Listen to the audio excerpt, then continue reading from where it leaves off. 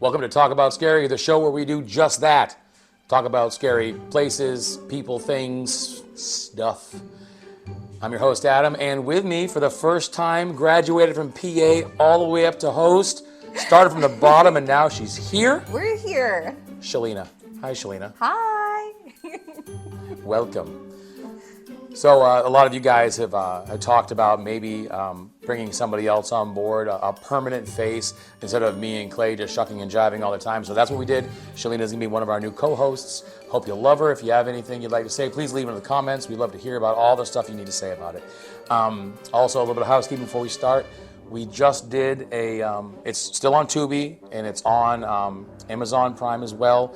You can watch Spirits of the Superstition. It's a new documentary that Clay and I put out just about 6 months ago. You can see those there. We also have a new one that just came out, Hot off the presses. It's been picked up by Amazon. We're waiting for it to get picked up by Tubi, but a lot of great streaming services. And that one is The Ghostly Secrets of the San Carlos.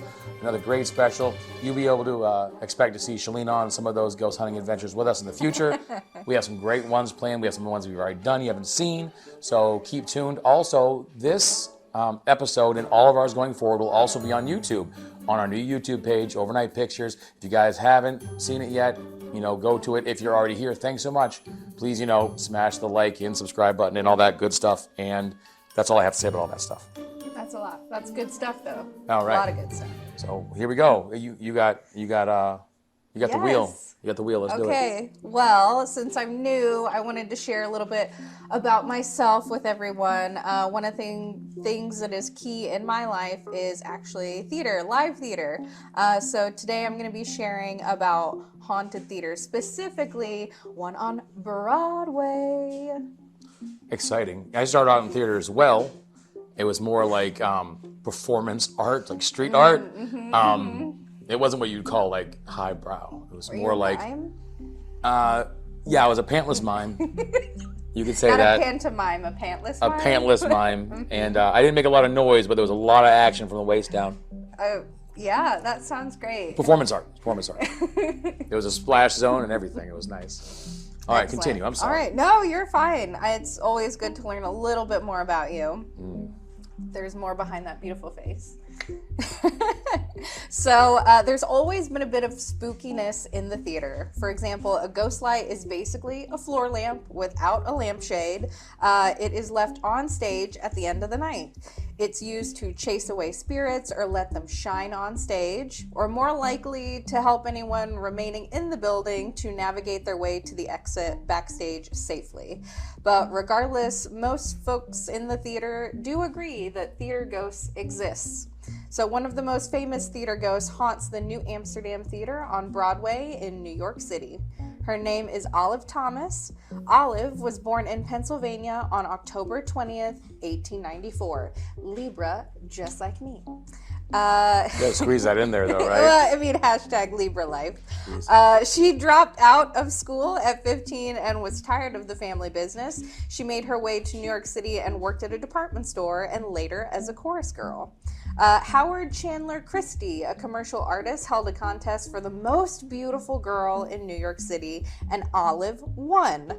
She became one of the most popular performers in Ziegfeld Follies, an opulent production showcasing dancers and singers that led to musicals as we know them today. Opulence. Just It opulent. was maximum opulence.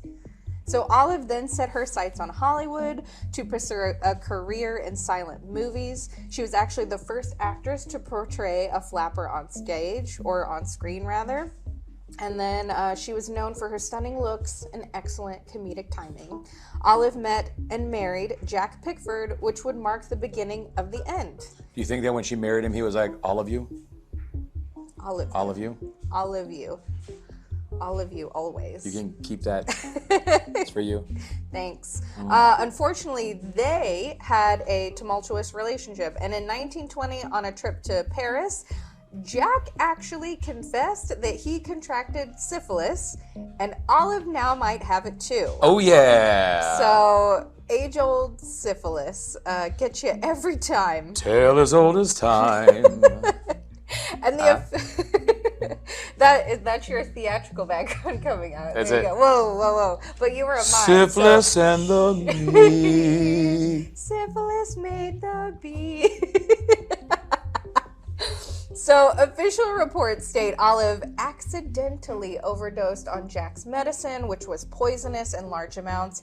But do we really believe that she accidentally took an entire bottle of pills? She's trying to get rid of that clap. Like, real quick. Yeah, she just got nervous trying to get rid of that clap. That's all that was. Want to get rid of that clap. She was rushed to the hospital and died 2 days later at the age of 25. Jack brought her body back to America, where it was cremated, and then weird stuff started happening. Throughout the 1920s, workers reported seeing Olive wandering the theater, but how could that be? Olive was dead. Ooh. By the 1930s, Broadway and the New Amsterdam Theatre went into decline. The theater was completely abandoned by the 1980s, and in the mid-90s, Disney purchased the theater with the hopes of bringing it back to life. It's always Disney. Always Disney. In every one of our episodes, we mentioned something about Disney. Haunted Elsa doll? It's a million different things. Disney. Always. Disney's in everything. Got their hands in everything. Ooh. So that began an extensive renovation. Construction workers immediately reported sightings of a woman in a 1920s style dress carrying a pill bottle. Okay. Stop. Mm-hmm. Of course. It's always that way. It's always that way. It's not. What makes her have to wear the 1920s dress? Is the dress a ghost as well? I mean, that's the only She's thing carrying a that pill she bottle? had. Yes. Walking around? It's like Jesus on the cross. Every time we see him, he's on the cross. That's what he died on. We have to. Why? That's Why their she? attachment And how do to they? the earth. How do they see the pill bottle? How do they know she's carrying it from far away? I call bullshit on the pill bottle. She's probably. Y'all want some pills? Like, I can take care of that clap for you. That clappy clap. Take the pills. Hey, she's trying to help. Okay. Maybe it's a box of Tic Tacs. Is all I'm saying. Maybe that's what it is.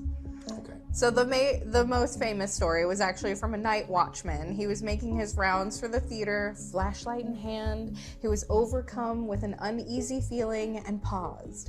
Looking over the construction in the venue, he felt a tap on his shoulder to see a young woman in a green beaded dress with a sash and a pill bottle cross the stage, then disappear through the wall. That pill bottle must have been effing huge. Huge pill bottle. Like that, but you carry around one of those cartoon pill bottles. It's a Costco-sized pill bottle. He immediately alerted the VP of Disney Theatricals, Dana Menadola, of the sighting, and the guard only stayed 1 more week before quitting. She was very impactful. And Was not due to underpay. No. No, not at all. A female conductor was hired as a replacement for the previews of Aladdin. She had also worked at the theater before and knew about Olive. While she was getting ready for the show, the conductor told Olive out loud, "Well, Olive, I'm back and I'm a little nervous. I just want to introduce myself again and ask if you could please give me some good luck." The conductor continued saying out loud, "I wonder what the Follies girls would have thought of a female conductor." And as if in response, 4 round dressing room light bulbs flickered for a few seconds, stopped abruptly. It didn't make any sense because they were all replaced for the show. And the conductor said it was like a wink when she was signaling, Olive was signaling she was fine with the idea. So She was singling. She was fine with the idea. Signaling. Oh, I forgot. I got missed for your dad. I didn't turn it on. Hold on. Forgive me. Alexa, turn on the humidifier. Okay, by the way, I can automatically... All right, you guys, it's going to be good. It's going to be good. All right, okay. Would you like me to set up a routine to do this? No. It's going to be fine. It's gonna be Very fine. helpful. All right, okay. She's trying to Continue. become invaluable. The miss is coming. It's going to be fantastic. All right. Continue. Another story involves patrons. So in 2014, a patron asked an usher for a booster seat for her daughter, and the usher didn't want to interrupt the show, so she waited until intermission to get them the booster seat. But the child already had one. The patron mentioned that a lady at the back of the house had pointed out where the booster seats were located, and that was strange because there was no one stationed there to direct the patrons. None of the staff had shown the woman. It was very unnerving. Yeah, I don't know. It's kind of like when you go to Dave and Buster's and you ask the guy for a high chair, he doesn't bring it, and all of a sudden they imagine, what? Someone brought the high chair. Someone showed her, the high chair's over there, go get the high chair. The We booster love seat. the magic. Did they have booster seats back in the 1920s? No. Maybe. I would have needed one. If you know if there was booster seats in the 1920s, if you hear a story about booster seats, leave it in the comments. I would want be to see it. interested. So Olive is a staple of the New Amsterdam Theatre. Amendola is quoted saying, "She's never violent, always playful. She kind of embodies what we're all about here at Disney. We're in the business of happiness, and to have someone from so long ago acknowledging that she's pleased makes us feel like we're doing the right things." So you can find photos of Olive at the theater doors for everyone to greet her by saying hello and blowing her a kiss, or by waving and saying goodbye as they leave. So if you're hoping for a glimpse at a theater ghost, though, exciting, and you don't have an access to a venue, check out this video from Brookside Theatre in Romford, UK. All right, hold on. So we're going to play that right now for you guys. Hold on. Let me tell you what's in it. We're queuing the video up. You can tell you what's in it real quick. So the CCTV clip went viral. You can see a table and chairs move seemingly on their own. There seems to be something floating around, and it did creep me out. As someone who has worked in dark theaters by myself before, I was weirded out. Yeah, I can't wait to see it. I haven't seen it yet. When we come back, we're going to have a bunch of negative stuff to say about it. But let's check it out. See what this grainy footage looks like. Probably Bigfoot in the background. Let's just check it out. Ready? Let's do it.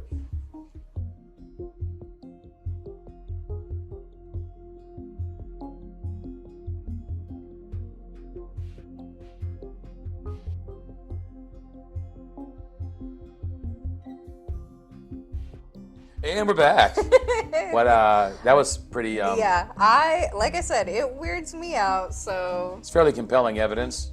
Where'd you find that video? just when I was searching haunted theaters, and it just happens to be very recent that they do have this footage there. So it's very interesting. I feel like if I'm ever back in, England, I'll probably go check out this theater, see what's up. Pretty heavy flex. You're saying ever back in England like that. Well, I've been there, Heavy so flex. I might go back. We actually have a lot of fans from the UK on our YouTube channel. Hey guys, how you doing? You guys are awesome. All right, Manchester United. Okay, I that's all I can't gotta subscribe to that, but All right. So I don't want to leave you with just a venue that is haunted, because material in the theater can also be haunted, and by that I mean McBee. So have you ever wondered why you can't say Macbeth in a theater? I actually have wondered. So I started my theater career when I was 15 years old, right? And it was just like high school theater. Then I went to professional theater while I was in high school. And that was the first thing our drama teacher said that we could never say when we walked in the auditorium.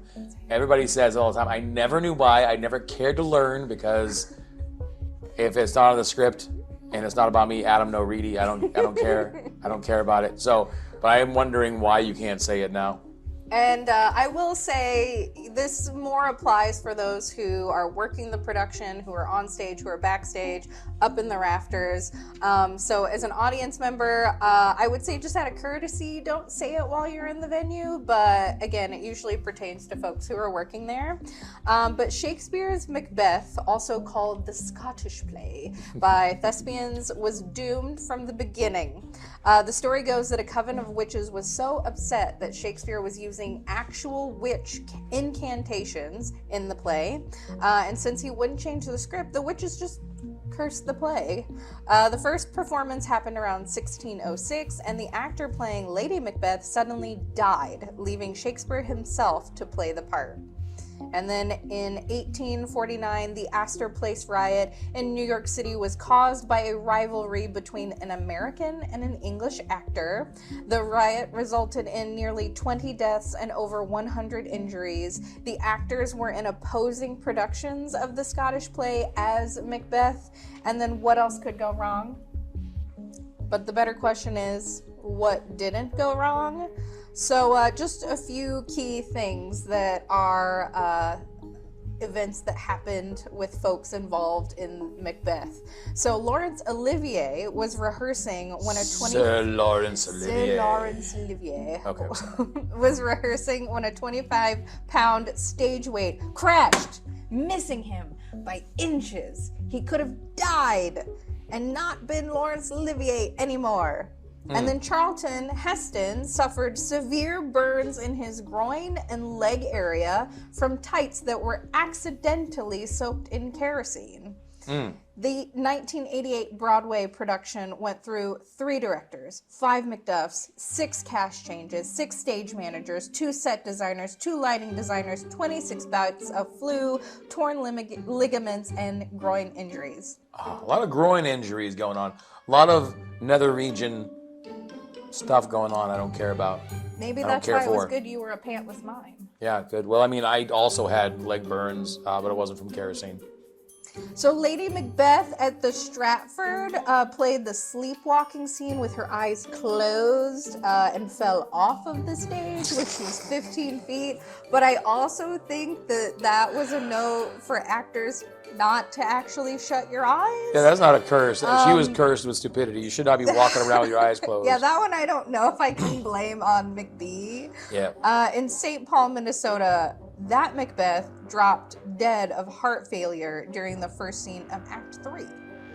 And then another production had 3 deaths in the cast and the suicide of a costume and set designer. And lastly, I leave you with Harold Norman, who was stabbed in the sword fight that ends the play and died as a result of his wounds. They use real swords? I mean, not necessarily real swords, but they're still pointy implements that can cause damage. So if someone just, if they were off their mark and they missed the choreography, Sounds foolish to me. Sounds foolish to me. So. Oh, well. Well, thanks for bringing all this to our attention. You're welcome. Awesome. You got anything else for us there? I would just say if you actually go to a live theater, most likely it has a ghost story involved. So, ask the usher, ask folks who work there, see if anybody knows of that ghost story. And then that way, you went there for the show and then you came home with also a ghost story. A boy from the 90s came in and he was walking with his eyes closed, fell off the balcony and he died. And now you can see him up in the balcony once in a while in his cross colors and yellow big banana pants. And he's doing the MC Hammer dance. You can see him in his ghost apparel. It's terrifying. And get it? You can't touch this because he's a ghost. That's right. Oh, he does this. You come up to him, he's like, oh. All right, well, that's nice. I like that. So, again, guys, thanks for watching today. This is our new format. I hope you're enjoying it. Clay will be joining us on other episodes, doing his own episodes as well. Be on ghost hunts with us. It's going to be fantastic. So, until next time, guys, thanks for watching again. And Creep it real? oh, she got it. Oh, snap. She got it. All right. Hey, that was good. You did a great job. Thanks. Yeah. We're going to fade out. That's how we always fade out at the end. And they're like, oh my God, they're talking and they're fading out. It's just a trick. So you like it. Good job.